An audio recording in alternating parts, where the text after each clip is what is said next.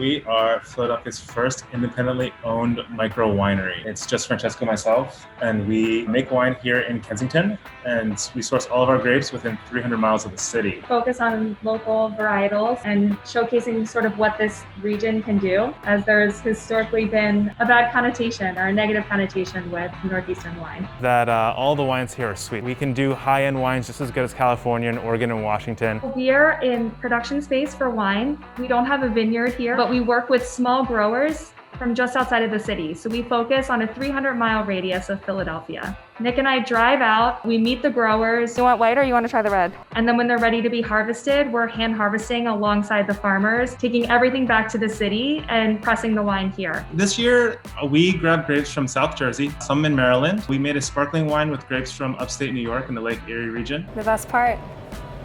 Cheers.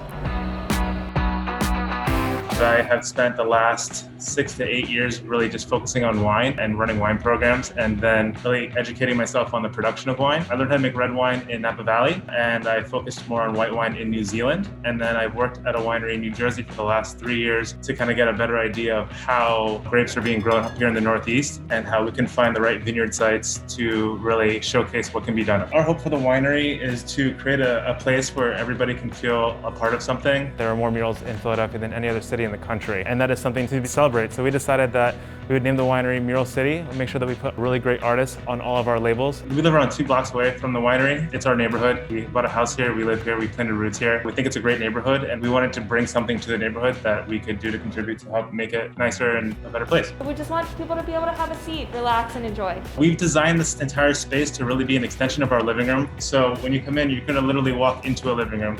There's couch, there's tables. It's very homey and comforting. Crack a bottle of bubbles. We'll taste some sparkling wine. And then we're gonna move behind the wine barrels and go into the production space. We'll do the meat and cheese board. We'll taste 6 wines. So the biggest difference is that we don't have a vineyard. We source all of our grapes from small growers within the region, so within 300 miles. So Francesca and I usually pack up a Penske truck, drive out to like South Jersey or Maryland, go hand pick the grapes with the growers, and then drive it here to Philadelphia, where we'll go ahead and make the wine here in the space. Everything is done with these hands. We're Philly's neighborhood winery. We want it to be a place of community, and we want it to be both residents of the area and business owners here. Through conversations we're having with our neighbors, people are finding us on Instagram. People are commenting that they are dying to come out here and have a cup and shop some wine and meet us. It's gonna be like bright, cranberry, fruity, juicy. We are the first, but we definitely certainly aren't gonna be the last. I think this is gonna help invigorate some young minds and maybe some more people getting into the business, which is what we need. It's been a passion project, and we love each other so much, and I think we've taken a lot of that love and like focused it on this as well. And it's crazy to have an idea and then watch it come to fruition. And it's been ups and downs, especially during a pandemic. We're starting to see the light at the end of the tunnel, and it looks good.